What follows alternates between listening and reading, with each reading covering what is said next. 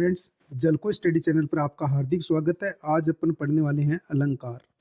जो हिंदी साहित्य से जो तैयारी कर रहे हैं फर्स्ट ग्रेड सेकंड ग्रेड, उनके लिए आज का वीडियो बड़ा यूजफुल होने वाला है। और ये हैं शॉर्ट नोट्स। और अलंकार को आज अपन डिटेल से पढ़ेंगे ताकि अलंकार से रिलेटेड आपका कोई भी क्वेश्चन गलत नहीं होगा। तो अलंकार अलंकार की परिभाषा क्या है? काव्य के शोभा वर्धक अलंकार कहता है, यानी कि काव्य का जो शोभा वर्धक होता है वह अलंकार कहलाता है। और काव्य के शोभा कारक जो होते हैं, यानी सौंदर्य को रचने वाले जो कारक होते हैं, उन्हें गुण कहते हैं। इस बात को आप ध्यान में रखेंगे। तो काव्य के जो शोभा वर्धक हैं वो तो अलंकार कहलाता है, और काव्य के जो शोभा कारक हैं वो गुण कहलाते हैं। यानी कि सौंदर्य को जो रचने वाले होते हैं, काव्य में सौंदर्य को रचने वाले गुण कहलाते हैं, और काव्य के शोभा वर्धक अलंकार कहलाते हैं। तो परिभाषा क्या होगी? काव्य की शोभा बढ़ाने वाले गुण धर्मों को क्या कहते हैं? अलंकार कहते हैं। अब अलंकार के भेद। अलंकार के भेद। अलंकार मुख्य तौर पर तीन प्रकार के होते हैं, यानी कि अलंकार के मुख्य तौर पर कितने भेद होते हैं? तीन भेद होते हैं। अलंकार के भेद। अलंकार के तीन भेद होते हैं। एक होता है शब्द अलंकार, दूसरा अर्थ अलंकार, और तीसरा होता है उभय अलंकार। शब्द अलंकार यानी शब्द के कारण सौंदर्य में चमत्कार जहां उत्पन्न होता है वो शब्द अलंकार कहलाता है। यानी शब्द के कारण सौंदर्य में यानी कि जो चमत्कार पैदा होता है वो कहलाता है शब्द अलंकार। अर्थ अलंकार अर्थ के कारण सौंदर्य में जो जो वृद्धि करता है वो अर्थालंकार कहलाता है। उभय अलंकार यानी शब्द और अर्थ दोनों के कारण सौंदर्य में जो वृद्धि करते हैं वो कहलाता है उभय अलंकार। तो शब्द अलंकार की परिभाषा क्या होगी? यानी शब्द के कारण काव्य में सौंदर्य में वृद्धि करने वाले अलंकार को शब्द अलंकार कहते हैं, और अर्थ के कारण सौंदर्य में वृद्धि जहां होती है काव्य में वो अर्थालंकार, और शब्द और अर्थ दोनों के कारण काव्य के सौंदर्य में वृद्धि होती है वो उभय अलंकार कहलाता है। अब अपन देखेंगे कि शब्द अलंकार में कौन कौन से आते हैं, अर्थालंकार में कौन कौन से आते हैं, और उभय अलंकार में कौन कौन से आते हैं। तो शब्द अलंकार में अनुप्रास अलंकार, यमक अलंकार और श्लेष अलंकार आता है। यानी तीन आते हैं शब्द अलंकार में। शब्द अलंकार में अनुप्रास अलंकार आएगा, यमक अलंकार आएगा और श्लेष अलंकार आएगा। अर्थ अलंकार में उपमा अलंकार आएगा, रूपक अलंकार आएगा और उत्प्रेक्षा अलंकार आएगा। और शब्द उभय अलंकार में आएगा वक्रोक्ति और श्लेष अलंकार। यानी एक वक्रोक्ति और श्लेष अलंकार, श्लेष उभय अलंकार में भी आता है। तो यानी शब्द अलंकार में अनुप्रास आएगा, यमक आएगा, श्लेष आएगा। अर्थालंकार में उपमा, रूपक और उत्प्रेक्षा आएगा, और उभय अलंकार में वक्रोक्ति और श्लेष भी आता है। अब यमक अलंकार और श्लेष अलंकार में अंतर। कई बार अपन कंफ्यूज होते हैं कि इसमें यमक अलंकार है या श्लेष अलंकार है। तो क्या होता है यमक अलंकार और श्लेष अलंकार, दोनों में अपन अंतर करेंगे। यमक अलंकार होता है एक शब्द की बार बार आवृत्ति होती है तथा प्रत्येक शब्द का अर्थ अलग अलग होता है। जैसे कनक कनकते सौगुने मादकता अधिकाय। कनक कनक यानी एक ही शब्द की आवृत्ति भी दो बार हो रही है और दोनों के अर्थ भी अलग अलग हैं। एक का अर्थ होता है धतूरा, दूसरे का अर्थ होता है सोना।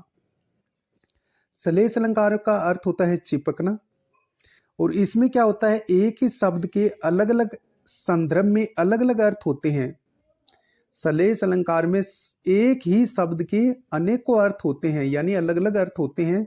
जबकि यमक अलंकार में शब्द की आवृत्ति भी होगी और साथ में यानी कि दोनों ही शब्दों के अर्थ अलग अलग होंगे।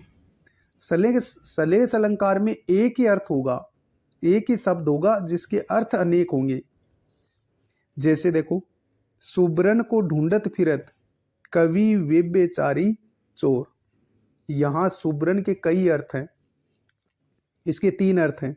सुब्रन का अर्थ होता है अच्छे व्रण, दूसरा सुब्रन का अर्थ होता है सुंदर या सौंदर्य, तीसरा सुब्रन का अर्थ होता है धन या सोना।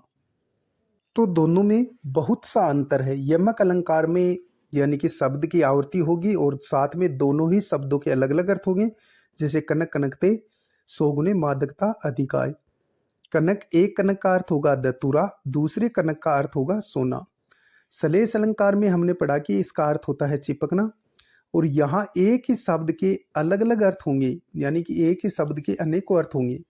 जैसे देखो, सुब्रण को ढूंढत फिरत कवि व्यभिचारी चोर।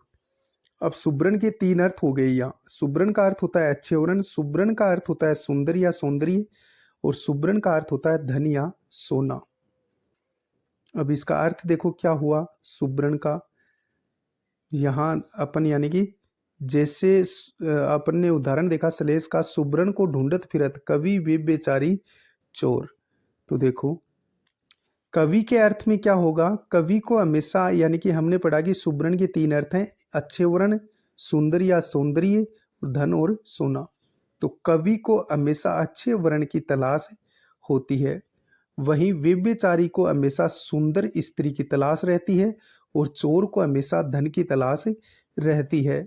तो यहाँ सुब्रण के तीन अर्थ हो गए। सुब्रण को ढूंढत फिरत कवि व्यभिचारी चोर।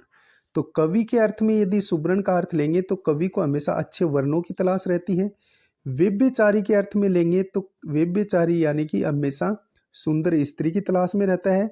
चोर के अर्थ में सुब्रण का अर्थ होता है धन, चोर को हमेशा धन की तलाश रहती है। इस प्रकार इसमें श्लेष अलंकार है, यानी सुब्रण के अनेकों अर्थ हैं। और यमक अलंकार में क्या होता है, यानी कि शब्द की आवृत्ति होगी और साथ में दोनों ही शब्दों के अर्थ अलग अलग होंगे। अब अपन ने यहाँ देखेंगे कि यमक के भी दो भेद होते हैं। यमक के भी दो भेद होते हैं, एक होता है अभंग यमक, दूसरा होता है सबंग यमक।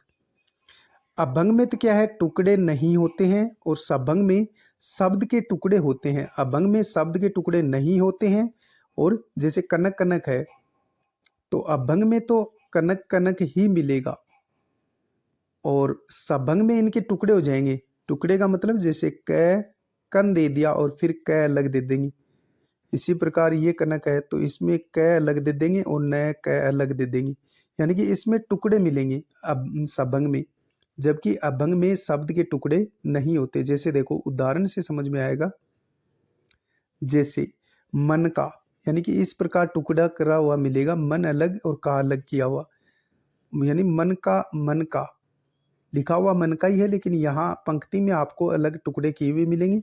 यमक में यानी कि जैसे यमक लिखा हुआ है तो ऐसे जुड़ा हुआ शब्द मिलेगा, और इसमें टुकड़ा हुआ मिलेगा, जैसे ये मैं और फिर आगे डेस लगा के कह दे देंगे। इस प्रकार इसमें टुकड़े किए हुए मिलेंगे। आगे अपन बढ़ते हैं। जैसे देखो यमक अलंकार में अपन सर्वप्रथम उदाहरण देखेंगे अभंग अलंकार का। यमक अलंकार गहराई से पढ़ रहे हैं तो यमक अलंकार देखो, उदाहरण काली घटा का घमंड घटा। अब घटा घटा दो बार आया लेकिन दोनों के टुकड़े नहीं किए हुए, तो अभंग यमक है, यानी शब्द की आवर्ती होगी और दोनों ही शब्दों के अर्थ अलग अलग होंगे। एक घटा का अर्थ होता है बादली, दूसरी घटा का अर्थ होता है कम हुआ यानी कम होना। तो काली घटा का घमंड घटा, तो इसमें अभंग यमक है, यानी कि इसमें देखो घटा और घटा दोनों शब्द एक ही हैं लेकिन दोनों के अर्थ अलग अलग हैं, तब इसमें अभंग अलंकार होगा, सबंग नहीं होगा। कौन सा होगा, अभंग होगा। अब इसका अर्थ क्या होगा, देखो एक घटा का अर्थ बादली है, दूसरी घटा का कम हुआ, तो इसका अर्थ क्या हो गया, काली बादली ने जब भगवान श्री कृष्ण को देखा तब उसका घमंड कम हो गया, यानी कि जब काली बादली ने भगवान श्री कृष्ण को देखा तब उसका घमंड कम हो गया, ये इसका अर्थ हो जाएगा। आगे देखो अगला उदाहरण है, तीन बेर खाती थी वे तीन बेर खाती हैं। यहाँ देखो बेर और बेर दो बार आया तो अभंग यमक अलंकार है। इसमें एक बेर का अर्थ होता है बार बार यानी कि बार, और दूसरी बेर का अर्थ होता है फल। तो इसका अर्थ क्या हो गया, जहाँ बेग में महलों में तीन बार खाती थी। बेर का अर्थ यहाँ बार से है और यहाँ बेर का अर्थ फल से है। जहाँ बेग में महलों में तीन बार खाती थी, और अब शिवाजी के भय से पहाड़ी जंगलों में 3 बेर ही गिनती के मिल पाते हैं या 3 बेर ही खा पाती हैं। जब शिवाजी का आतंक था, तब जो मुस्लिम बेगमें थी, तब उनमें इतना भय था, तो तब ये पंक्ति है कि 3 बेर खाती थी, वे 3 बेर खाती हैं। तो एक बेर का अर्थ होगा बार, दूसरे बेर का अर्थ होता है फल, इसमें अभंग यमक अलंकार है। तो इसका अर्थ क्या होगा, जहां बेगमें महलों में 3 बार भोजन ग्रहण करती थी, 3 बार खाती थी, अब वे शिवाजी के भय से पहाड़ी जंगलों में 3 बेर गिनती के ही खा करके पेट भरती हैं। अगला उदाहरण देखो, बहुत बार आता है, कनक कनकते सोगुने मादकता अधिकाय, या खाए बोराए जग व पाए बोराए। कनक कनकते सोगुनी मादकता अधिकाय, या खाए बोराए जग व पाए बोराए। एक कनक का अर्थ होता है सोना, दूसरे का अर्थ होता है धतूरा। यानी कि जब व्यक्ति यानी धतूरा खा लेता है तो वो कुछ देर के लिए पागल हो जाता है, मूर्ख हो जाता है। लेकिन जब उसको धन का यानी सोने का या धन का उसे घमंड हो जाता है, तब व्यक्ति यानी कि पागल हो जाता है, अत्यधिक पागल हो जाता है। यानी कि कनक यानी धतूरे का नशा तो कुछ देर के लिए होता है, लेकिन जब कनक यानी सोने का नशा या धन का नशा जब व्यक्ति को हो जाता है, तब वह पागल हो जाता है। तो इसमें अभंग यमक अलंकार है, क्योंकि कनक के टुकड़े नहीं किए हुए, यहाँ भी कनक कनक है। अगला देखो, माला फेरत युग गया, गया न मन का फेर। यहाँ देखो मन का टुकड़े किए हुए हैं, यहाँ टुकड़े किए हुए हैं मन का को जोड़ करके नहीं लिखा हुआ। कर का मन का डारी दे, मन का फेर। तो इसमें सबंग यमक अलग, क्योंकि यहाँ देखो मन का, यहाँ मन का सही लिखा हुआ, फिर मन का के यहाँ टुकड़े कर दिए, यहाँ मन का देखो और यहाँ देखो। माला फेरत युग गया, गया न मन का फेर। कर का मन का डारी दे, मन का फेर। तो यहाँ मन का अर्थ, ऊपर वाले मन का अर्थ है हृदय, नीचे वाले मन का अर्थ है माला का दाना या मनिया, और इस मन का अर्थ है मस्तिष्क। तो इसमें सबंग यमक अलंकार है। अब इसका अर्थ क्या हो गया, हे मनुष्य तुझे माला फेरते फेरते युग बीत गया। हे मनुष्य तुझे माला फेरत युग गया, हे मनुष्य तुझे माला फेरते फेरते युग बीत गया। गया न मन का फेर, लेकिन अभी भी हृदय में कोई फेर नहीं है, यानी कि अभी भी तुम्हारे अंदर कोई बदलाव नहीं हुआ है। कर का मन का डारी दे, यानी हाथ में तू मनियों की माला का एक एक दाना डाल रहा है, मन का फेर, और तेरा ध्यान कहीं और है, तेरा मस्तिष्क कहीं और है। तो इसमें सबंग यमक अलंकार होता है। अगला उदाहरण देखो, अगला उदाहरण क्या है, तो पर वारो उर्वशी, तो पर वारो उर्वशी। यहाँ देखो उर्वशी को जोड़ करके लिखा हुआ है। सुन राधिके सुजान, तू मोहन के उर्वशी। यहाँ देखो उर को अलग किया है, बसी को अलग किया हुआ है। हवे उर्वशी समान, तो पर वारो उर्वशी, सुन राधिके सुजान, तू मोहन के उर्वशी, हवे उर्वशी समान। तो ऊपर वाले उर्वशी का अर्थ होता है सुंदर, इस सुजान का अर्थ होगा चतुर, और उर्वशी देखो यहाँ टुकड़े किए हुए हैं, तो सबंग यमक अलंकार है। और इस उर्वशी का अर्थ होगा हृदय, और इस उर्वशी का अर्थ होता है माला। तो इसका अर्थ क्या होगा, ये बिहारी सत्सई का दोहा है, बिहारी सत्सई से लिया गया है, और इसमें सबंग यमक अलंकार है। अब इसका अर्थ क्या हो जाएगा, सखी राधा से कहती है कि हे चतुर राधिका, मैं तेरे हृदय रूप सौंदर्य पर उर्वशी को भी न्योछावर करती हूँ। तेरे रूप सौंदर्य पर मैं उर्वशी को भी न्योछावर करती हूँ। सखी है वो राधा से कहती है कि हे चतुर राधिका, मैं तेरे रूप सौंदर्य पर उर्वशी को भी न्योछावर करती हूँ, क्योंकि तू भगवान कृष्ण के हृदय में बस गई है और उसकी हृदय की माला के समान है। तो यहाँ उर्वशी का अर्थ सुंदरी के अर्थ में है, यहाँ उर्वशी का अर्थ होता है हृदय, यहाँ उर्वशी का अर्थ होता है माला, और यहाँ देखो उर्वशी जोड़ करके लिखा हुआ है, यहाँ अलग अलग किया हुआ है। तो इसमें सभंग यमक अलंकार है और बिहारी सत्सई से लिया गया है। तो पर वारो उर्वशी, एक सखी है, वो राधा की सखी है, वो राधा से कह रही, हे सखी, यानी कि मैं तेरे ऊपर, हे चतुर राधिका, मैं तेरे रूप सौंदर्य पर उर्वशी को भी न्योछावर करती हूँ, यानी सौंदर्य को भी न्योछावर करती हूँ। सुन राधिके सुजान, हे चतुर राधिका सुनो, तू मोहन के उर्वशी की, तू यानी भगवान श्री कृष्ण के हृदय में बस चुकी है। हवे उर्वशी समान, यानी कि तू उनके हृदय में जो उन्होंने माला पहन रखी है उसके समान ही भगवान श्री कृष्ण को प्यारी लगती है। अगला देखो, अगला उदाहरण क्या है। बर जीते मेन, बर जीते सर मेन, के ऐसे देखे मेन, हरिणी के नेनात ते, हरिणी के ये नेन। इसमें देखो, बर जीते सर मेन, ये ऐसे देखे मैन, बर जीते सर मेन के यहाँ को मत हो आप, बर जीते सर मेन के ऐसे देखे मेन, ये देखो मेन यहाँ अलग अलग कर दिया, यहाँ जोड़ करके लिख दिया। हरिणी यहाँ जोड़ करके लिखा है। हरिणी के नेनात ते, हरिणी यहाँ देखो हरिणी को अलग अलग किया हुआ है। हरिणी के ये नेन। तो यहाँ देखो बर का अर्थ होता है श्रेष्ठ बाण, मेन का अर्थ होगा कामदेव, और इस मैन का अर्थ होगा नहीं देखे, नहीं देखे। और हरिणी का अर्थ होता है हिरण, नेनात यानी नेत्रों से या आंखों से। हरि निके का अर्थ होगा, एक हरि का अर्थ होता है यहाँ कर्षण, और निके का अर्थ होगा अच्छे। ये नेन यानी ये आंखें। तो इसमें सबंग यमक अलंकार है। अब इसका अर्थ क्या होगा। एक गोपी दूसरी गोपी से कहती है, कर्षण के नेत्रों ने कामदेव के बाणों को भी जीत लिया है, और ऐसे नेत्र तो मैंने किसी के देखे नहीं, उनके नेत्र तो हिरणी के नेत्रों से भी अच्छे हैं।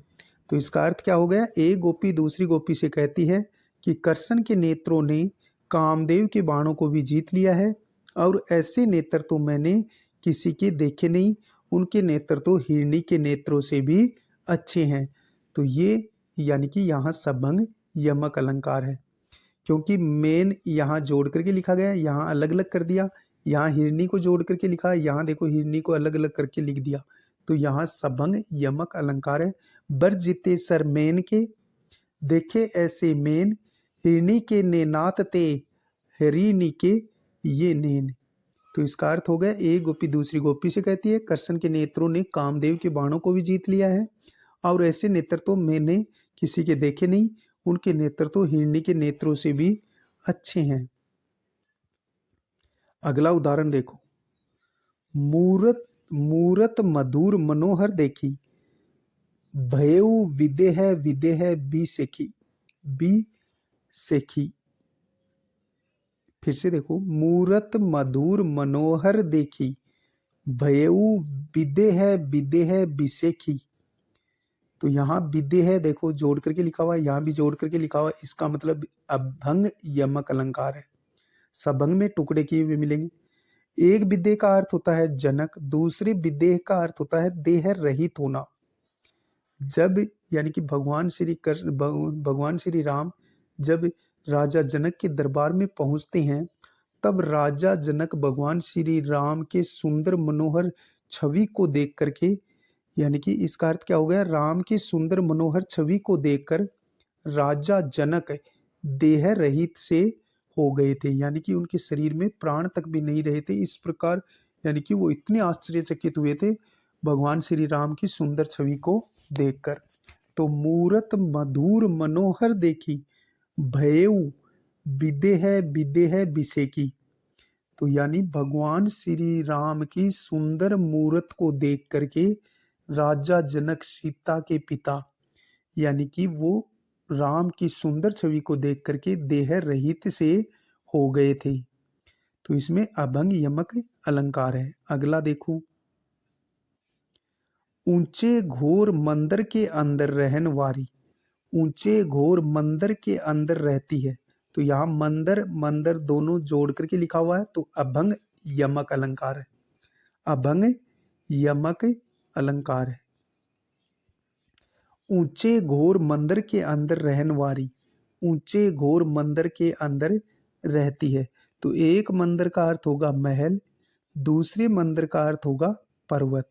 ऊंचे घोर मंदिर के अंदर रहने वाली, कि जो बेग में मंदिर यानी महल के अंदर विराजमान होती थी, आज वो शिवाजी के भय से यानी कि पर्वतों के ऊपर विचरण कर रही हैं, पर्वतों के ऊपर घूम रही हैं।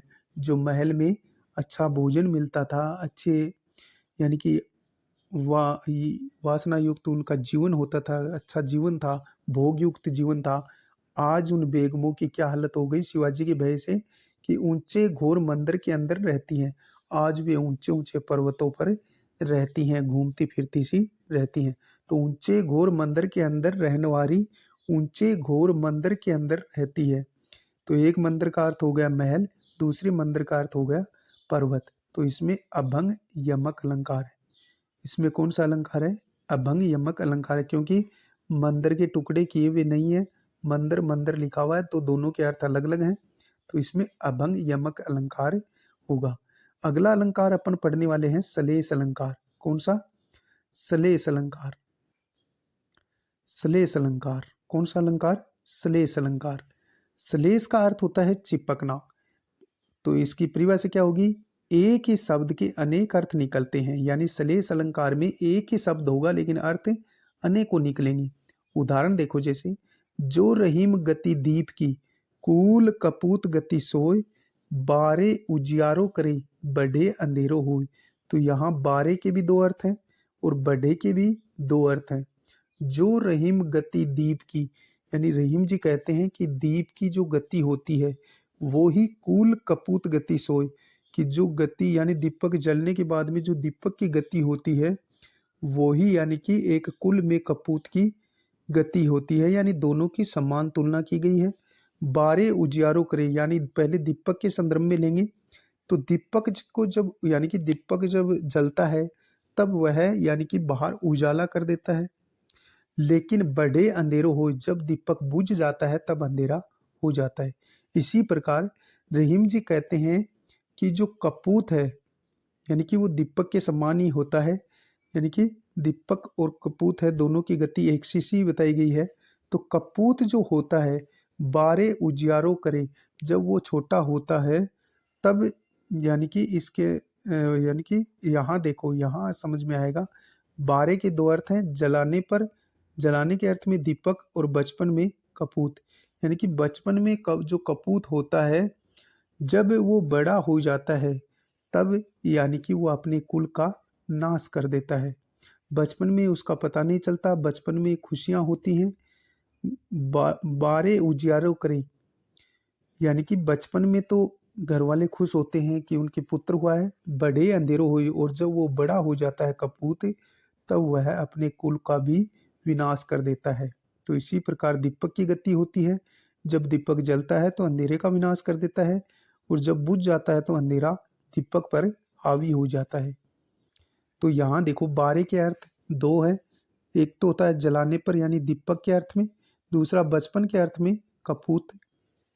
बड़े के भी दो अर्थ हैं, बुझने पर यानी दीपक जब बुझ जाता है तो अंधेरा हो जाता है, और एक बड़े का अर्थ होता है बड़ा होने पर कपूत अपने वंश का नाश कर देता है।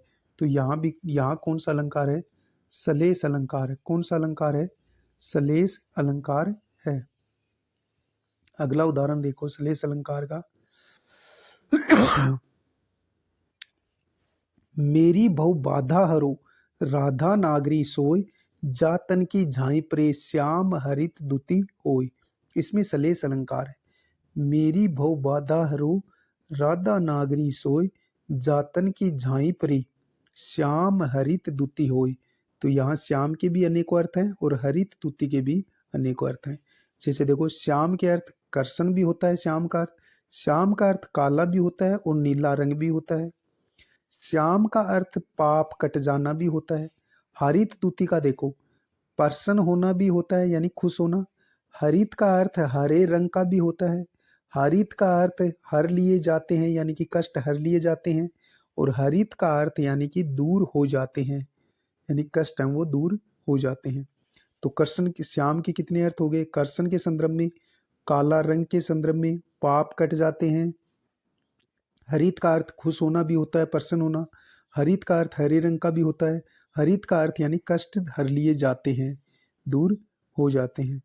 तो इसका अर्थ है यानी कि मेरी भव बाधा रो, कि हे राधा नागरी, हे राधा नागरी, मेरी यानी कि इस जगत में जो भी मेरे ऊपर जो बाधाएं हैं उनका आप हर यानी कि उनको आप हरण करो, उनको यानी कि आप दूर करो। मेरी भव बाधा हरो, हे राधा नागरी, मेरी मेरी जीवन की जो भी बाधाएं हैं उसका तुम निवारण करो।